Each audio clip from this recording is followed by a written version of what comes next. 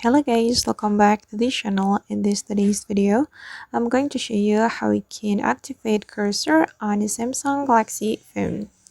Okay, let's get into it. Here I have opened my Samsung Galaxy phone, and if we want to show the cursor, we have to activate our assistant menu first.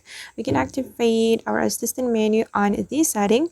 So first of all, you need to go to your setting, guys. Open your setting, and you have to open the accessibility setting. This one, tap on this accessibility setting and you can choose the interaction and dexterity. Then this is the assistant menu. If you want to activate it, you just need to click on the circle button. Okay, then click on allow. Alright, and now the assistant menu has been activated, and this is how the assistant menu looks like. If you want to show the cursor, you can tap on your assistant menu, and this is the cursor. You just need to click on it, and as you can see that the cursor has been activated. And I guess that's how we can activate the cursor on a Samsung Galaxy phone.